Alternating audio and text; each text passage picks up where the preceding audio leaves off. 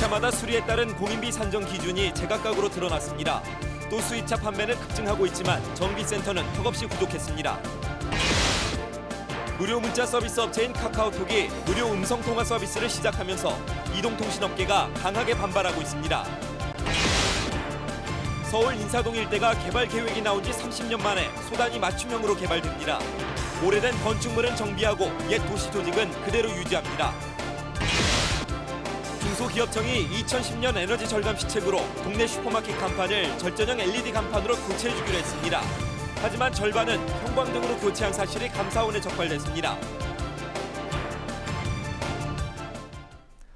안녕하십니까. OBS 경제플러스입니다. 첫 소식입니다. 수입차의 수리비가 지나치게 높다는 불만이 끊이질 않았는데요. 소비자원 조사 결과 수입차마다 수리비 산정 기준이 제각각이었습니다. 차윤경 기자입니다. 한국소비자원이 대표적인 수입차 7개 브랜드를 조사한 결과 시간당 공인비 차이가 브랜드별 최대 26,000원까지 나는 것으로 조사됐습니다. 공인비는 부품 가격과 함께 수리비를 결정합니다. 평균 공인비는 메르세데스 벤츠가 68,000원으로 가장 높았고 도요타가 42,000원으로 가장 낮았습니다. 게다가 같은 벤츠라도 판매자에 따라 공인비는 최대 76,000원에서 최저 6만 원까지 달랐습니다. 보험업계와 정비업계 간 공통된 공인비 산정 기준이 없어 수리비 청구나 지급과 관련한 마찰도 계속됐습니다. 공식 판매자와 병행 수입 업체의 부품 가격 차이도 여전했는데 가장 크게 차이 나는 브랜드는 렉서스였습니다. 수입차 판매는 급증하고 있지만 정비센터 수도 턱없이 부족했습니다. 국내 등록 대수가 가장 많은 벤츠와 BMW의 경우 정비센터 한 개소당 차량 등록 대수는 3,000대가 넘었습니다. 폭스바겐과 혼다, 아우디, 렉서스 모두 한 개 정비센터에서 2,000대가 넘는 차량을 수리해야 했습니다. 한 개소당 감당해야 하는 차량이 많을 경우 고장이나 사고 수리를 받기 위한 대기 시간이 늘어나게 됩니다. 소비자원은 수입차에도 국산차와 같이 객관적인 수리비 견적 프로그램이 마련되어야 한다고 지적했습니다. OBS 뉴스 차윤경입니다. 스마트폰에 무료 문자 서비스를 해온 카카오톡이 오늘부터 무료 음성통화 시범 서비스를 시작했습니다.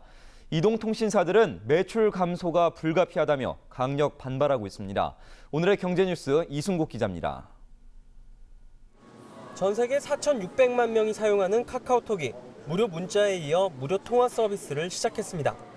카카오톡은 시범 테스트지만 휴대폰에 카카오톡 최신 버전을 내려받은 이용자는 모두 무료 통화가 가능하다며 하반기쯤엔 정식 버전을 출시하겠다고 밝혔습니다. 이에 대해 SKT와 KT 등 이동통신사들은 무료 통화는 이통사의 매출을 감소시켜 장기적으로 요금 인상을 불러오고 투자 위축 등으로 인한 서비스 품질 하락을 초래할 것이라며 반발하고 있습니다. 국토해양부는 오는 13일부터 용인 서울 간 민자고속도로 승용차 통행료를 1,800원에서 2,000원으로 10% 인상한다고 밝혔습니다. 적용되는 곳은 용인 흥덕 IC에서 서울 헌릉 IC 구간이며 중형 승합차 등 2종은 1,900원에서 2,000원, 대형 승합차 등 3종은 2,300원에서 2,400원으로 오릅니다. 길거리에서 파는 화장품에 대한 소비자 불만이 매년 증가하고 있는 것으로 나타났습니다. 길거리 화장품 판매상들은 설문조사를 한다며 접근해 기초 화장품 무료 증정으로 소비자를 유인한 뒤 비싼 화장품 세트를 할부로 사게 하는 수법을 쓰는 것으로 드러났습니다. 한국소비자단체 협의회에 접수된 피해 사례는 지난 2010년 498건, 지난해 700건에 이어 올해 5월까지 368건입니다. OBS 뉴스 이승국입니다. 공정거래위원회는 지난 1일 현재 63개 대기업의 계열사는 1,850개로 지난달보다 9개 늘었다고 밝혔습니다. 삼성은 음식점업을 영위하는 주식회사 탑클라우드 코퍼레이션을 분할 설립하고 올레드 글라스 제조업체인 유한회사 삼성코닝 어드밴스드 글라스를 신규 설립, 전산 시스템 개발 관리업체인 주식회사 누리솔루션은 지분을 취득했습니다.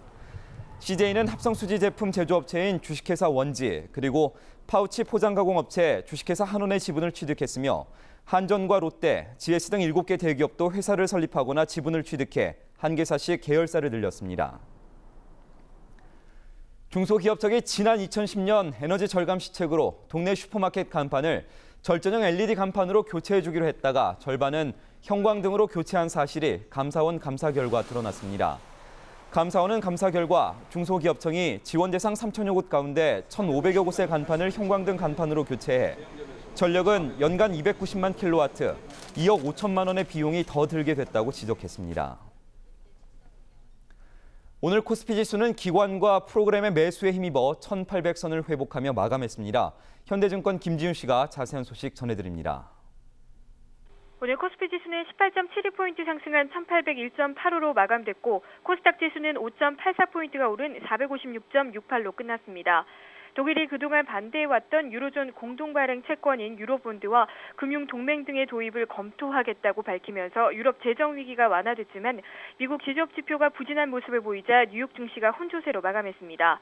코스피 지수는 어제 급락에 따른 반발 매수세가 유입되면서 상승 출발했습니다. 외국인과 개인은 동반 매도했지만 투신을 포함한 기관이 매수하며 지수를 지지했고 프로그램에서도 매수세가 유입되며 코스피 지수는 1,800선을 회복했습니다.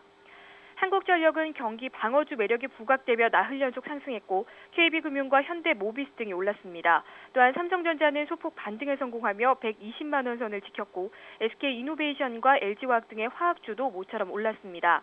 반면 카카오톡의 무료 통화 서비스 소식으로 통신주는 일제히 하락했습니다. 지금까지 현대증권에서 전해드렸습니다. 이명박 대통령은 오늘 청와대에서 열린 국무회의를 주재한 자리에서 올해 하반기에는 성장이 위축될 가능성이 있다며 경제팀은 이에 대한 대비를 철저히 해달라고 지시했습니다. 이 대통령은 더불어 우리가 해야 할 일은 경제와 안보라며 세계 모든 나라는 경제에 진력하고 있지만 대한민국은 유일하게 경제와 더불어 안보도 고민해야 한다고 강조했습니다. 노무현 전 대통령의 차명계좌 발언으로 고소당한 조현오 전 청장이 오늘 검찰에 두 번째 출석해 조사를 받고 있습니다. 박효정 기자가 취재했습니다. 고 노무현 전 대통령의 차명계좌 발언과 관련해 명예훼손으로 고발당한 조현오 전 청장이 오늘 오후 2시 20분쯤 검찰에 출석했습니다. 지난달 9일에 이어 두 번째 소환 조사입니다. 조 전 청장은 조사실로 들어가기에 앞서 차명계좌가 분명 있다고 주장했습니다. 차명계좌가 있는지 없는지 여부는 검찰에서 우리은행 측에 그 자료를 통해서 조사를 했다면은 차명계좌가 있다는 걸 확인을 했을 걸로 생각합니다. 검찰은 조 전 청장을 상대로 차명계좌 발언의 진위 여부를 조사하고 있습니다. 지난달 첫 번째 조사에서 조 전 청장은 전 청와대 간부 명의의 계좌에서 20억 원이 발견됐다는 정보를 외부에서 들었다는 취지로 진술했고 정보의 출처에 대해서는 함구한 것으로 알려졌습니다. 최근 일부 언론에도 권양숙 여사 비서의 차명계좌에 20억 원이 들어있었고 검찰도 이것의 존재를 안다고 주장한 바 있습니다. 조 전 청장은 지난 2010년 서울경찰청장 시절 부하들을 상대로 한 워크숍에서 노 전 대통령 서거 전날 거액의 차명계좌가 발견됐다고 말해 유족들로부터 고소당했습니다. OBS 뉴스 박효정입니다. 19대 국회가 시작부터 파행을 겪고 있습니다. 통합진보당 이석기 의원은 국회에 처음 출근해 현재로선 사퇴하지 않겠다는 입장을 밝혔습니다. 천연우 기자가 보도합니다. 여야의 원구성 협상이 난항을 거듭하면서 오전 10시로 예정됐던 첫 본회의가 열리지 못해 의장단 선출이 불발됐습니다. 새누리당은 원포인트 본회의라도 열자고 제안했지만 민주통합당은 상임위원장 배분이 합의될 때까지 응할 수 없다고 맞섰습니다. 현재 민주통합당은 문방위나 정무위, 국토해양위 등 핵심 상임위 가운데 한 자리를 요구하고 있습니다. 하지만 새누리당은 전통적 야당 몫이었던 법사위원장을 넘겨준다면 고려해볼 수 있다는 입장이어서 절충점을 찾기가 쉽지 않아 보입니다. 이런 가운데 여야 원내 수석 부대표가 다시 만나 협상을 재개했지만 별다른 소득을 얻지 못했습니다. 새누리당 황우여 대표는 교섭단체 라디오 연설에서 탈북자 막말 파문 논란에 휩싸인 민주통합당 임수경 의원에 대한 민주당 차원의 징계를 촉구했습니다. 반면 박지원 비상대책위원장은 임수경 의원의 발언은 우발적이었고 본인도 반성하고 있다며 별도의 조치는 없을 것이라고 못 박았습니다. 통합진보당 이석기 의원은 19대 국회 임기 시작 이후 처음 국회에 출근했습니다. 이 의원은 진상조사 특유의 조사 결과에 따라 책임질 일이 있으면 사퇴하겠지만 의원직 제명 논의는 입법 살인이라고 비판했습니다. OBS 뉴스 천현우입니다. 홍준표 전 한나라당 대표가 이른바 BBK 가짜 편지를 은진수 전 감사원 감사위원으로부터 전달받았다고 진술했습니다. 지난 2일 검찰에 소환돼 조사를 받은 홍 전 대표는 그러나 당시 편지가 가짜인 줄 몰랐고 편지 작성에 개입한 적도 없다며 BBK 가짜 편지 연루서를 전면 부인했습니다. 검찰은 조만간 은전감사위원을 소환해 가짜 편지의 작성과 전달 과정 개입 여부를 확인할 방침입니다. 전면 철거형 재개발 구역인 서울 인사동 공평구역이 30년 만에 소단위 맞춤형으로 개발됩니다. 소단위 맞춤형 개발은 작은 구역을 정해 단계적으로 오래된 건축물을 정비하고 옛날 도시 조직은 그대로 유지하는 방식으로 인사동처럼 문화재가 많은 지역에 알맞은 방식입니다. 서울시는 인사동을 시작으로 주변 관수동과 낙원동, 인이동 등도 소단위 맞춤형 방식으로 개발할 계획입니다. 최근 결막염이나 아폴로 눈병 환자가 늘어나면서 질병관리본부가 유행성 눈병 주의를 당부했습니다. 질병관리본부는 올해 유행성 눈병에 걸린 환자가 많다며 특히 19살까지 환자가 40%에 달해 어린이와 청소년의 주의가 필요하다고 밝혔습니다. 이에 따라 외출 뒤에는 비누를 사용해 흐르는 물로 씻고 수영장 등 사람이 많이 모이는 장소는 피할 것을 당부했습니다.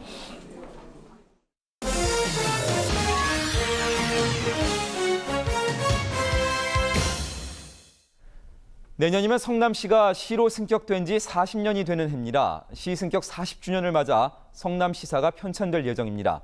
성남 아름방송 윤현정 기자가 보도합니다. 천막이 줄지어 있는 흑백 사진, 공동 우물에서 물을 길어 먹는 모습. 경기도 광주군 중부면에 속했던 과거 성남시의 모습입니다. 성남시가 시로 승격된 것은 1973년 7월 1일. 내년이면 40주년이 됩니다. 시 승격 40주년을 맞아 성남시의 역사를 담은 시사가 새롭게 편찬됩니다. 지난 25일 성남시사 편찬위원회가 첫 모임을 가졌습니다. 2014년 5월 출판을 목표로 2년 2개월의 준비 기간을 가질 계획입니다. 금년 1년 동안은 자료 수집 기간이고요.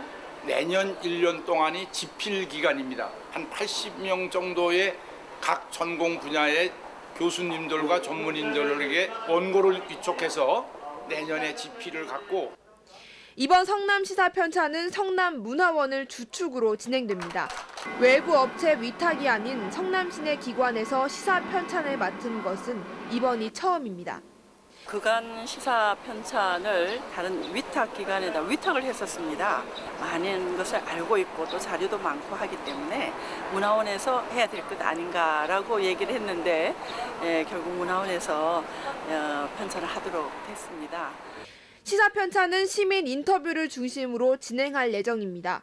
생활사와 문화사를 반영하고 쉽게 읽을 수 있는 책을 만드는 데 중점을 둘 계획입니다.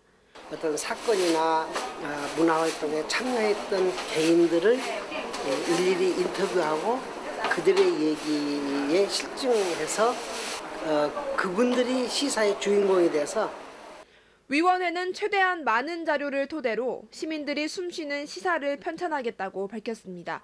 ABN 뉴스 윤현정입니다. 끝으로 날씨입니다. 내일은 서해 남부 해상에서 남동진하는 고기압의 가장자리에 들면서 전국이 가끔 구름 많겠습니다. 아침 기온은 서울 19도, 인천 18도, 낮 기온은 서울 29도, 인천 26도로 오늘과 비슷하겠습니다. 물결은 제주 남쪽 먼바다에서 2에서 3m로 일다가 점차 낮아지겠고 그 밖의 해상에서는 0.5에서 2m로 일겠습니다. 상담만 받아도 가입하지 않아도 차량용 청소기가 진짜 무료. 바닥의 흙과 모래를 강력하게 싹싹. 틈새 전용 노즐로 콕 박힌 먼지를 쏙쏙.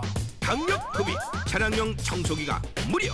지금 전화주세요. 다친 피해자가 합의를 요구하면 실제 합의한 금액대로 교통사고 처리 지원금 보상. 벌금이 있으면 벌금도 보상해드리고 자동차 사고 변호사 선임 비용도 보상해드립니다. 실수로 남의 물건을 망가뜨리거나 화재가 났을 때, 남을 다치게 했을 때도 가족 일상생활 배상 책임 보상. 교통상해 후유장애 시 지급률에 따라 보상. 대중교통 이용 중 교통상해 사망 보상.